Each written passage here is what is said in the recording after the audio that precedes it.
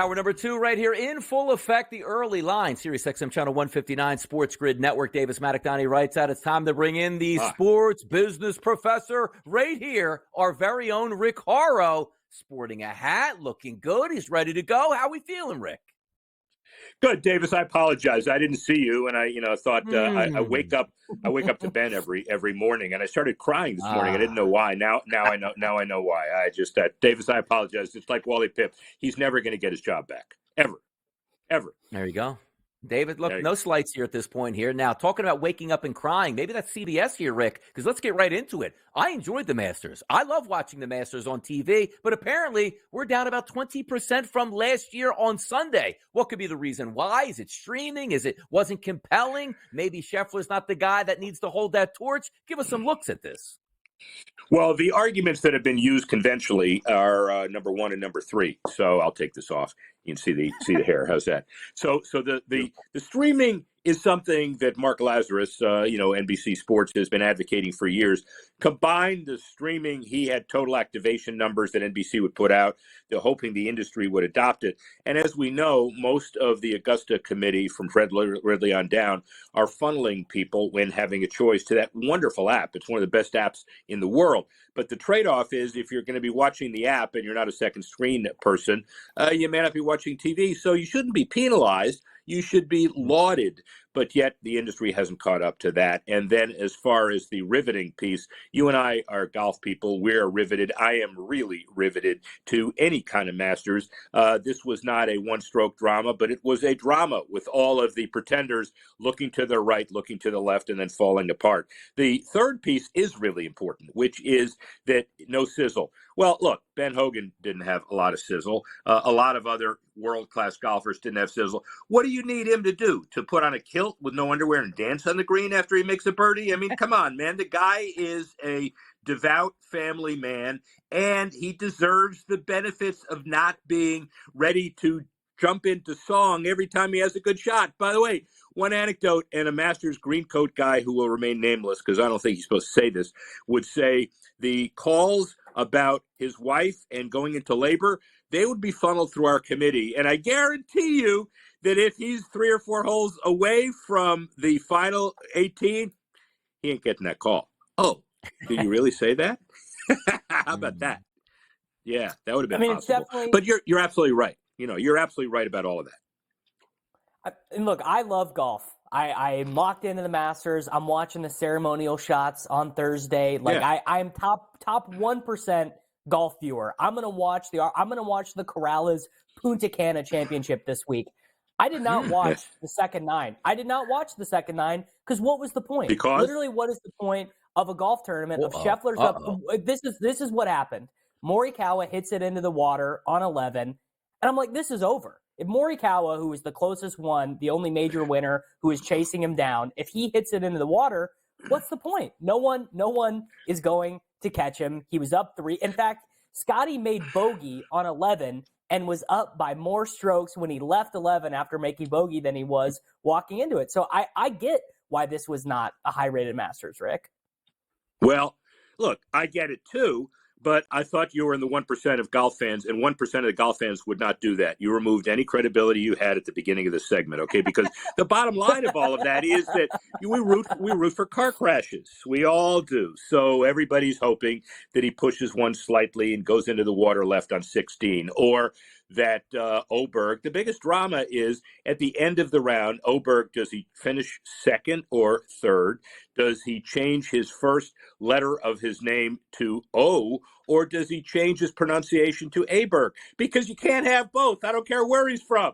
You can't call him Oberg and have an A on the word. But that's the most dramatic thing at the end of the tournament. And I'm kidding, of course, but the tradition, like any other, like none other, I'm not going to denigrate because it's prim and proper. We don't need drama of a one-stroke kind all the time. And I do understand that there are about 30% of the people who wouldn't watch the back 9. But Davis, we're ending this segment. I'm leaving. I'm very disappointed in you. Very disappointed in you. Well, upsetting Rick, not good for ratings here on the network. We need Ricky ratings on here to boost that ratings here. Now, Morikawa dipping into the water there on the back nine. Probably not going to get a phone call here from U.S. Integrity here for some illegal betting strategies. But we're taking a look at Johntae Porter in the NBA, betting on yourself, betting against yourself, giving out information, unbelievable tendencies here. Talk to us here, Rick, about what the NBA is going through and why this catch-fail system worked with Johntae Porter and what's happening now.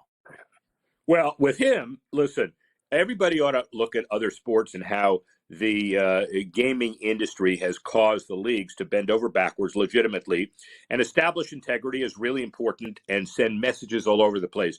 If you have any doubt, Calvin Ridley is a world-class receiver, and he was, sitting out for what he thought was a minor indiscretion that obviously wasn't for a year. So this guy, the rule ought to be that if you are LeBron or one of the top 10, 20, 30 players in the NBA, you can play around a little bit with it. You can kid around. You can do some things, and your wrist is going to be slapped. Maybe heart is going to slap. But if you're number 9 or 10 or 12 on a team and you talk about how public you are, 3.7 points a game, I understand. 2.6 rebounds per game. I don't know how he got them, but he ain't getting them anymore. The ban is not only for him, but his pets, his family. I don't know if he can come within 5 million yards of an arena. So the bottom line is, if you're going to showboat about something as serious as gaming in the NBA or any other sport, you better be damn good on that team or you're going to be gone. You're going to go do something else for the rest of your life.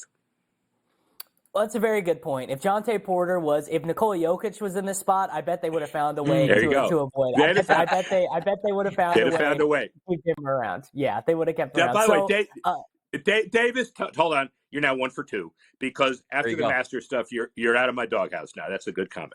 It's a good batting. All right, I'm back in.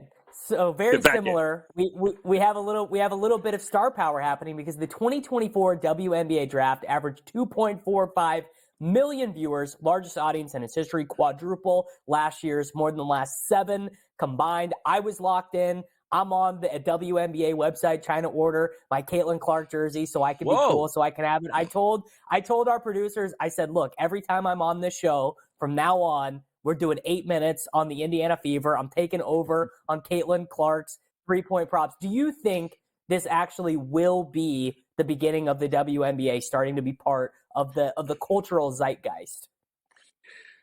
I'm going to see what leverage Davis Maddock has because the next time I see you on the show, we're going to see if you get those 8 minutes. I'm going to take the under. But regardless, I do think it's a very important time for the WNBA, for women's sports.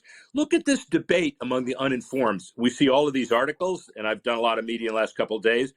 She's only getting 1 millionth of Steph Curry's salary or anything else. Well, we all understand if we know the NBA and we know basketball, we know the industry, we know why.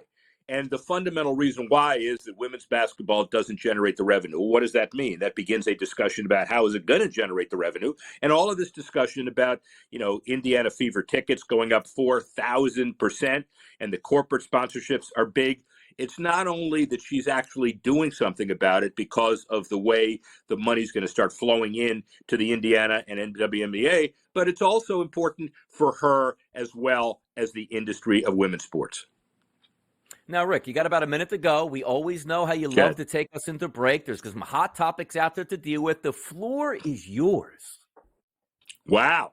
Interesting. So, I had a lot of thoughts. So let's go back to, Punta Cana is great, and I'm glad you're watching that. I was at the RBC for a day to watch kind of the setup of that event. That's going to be really good.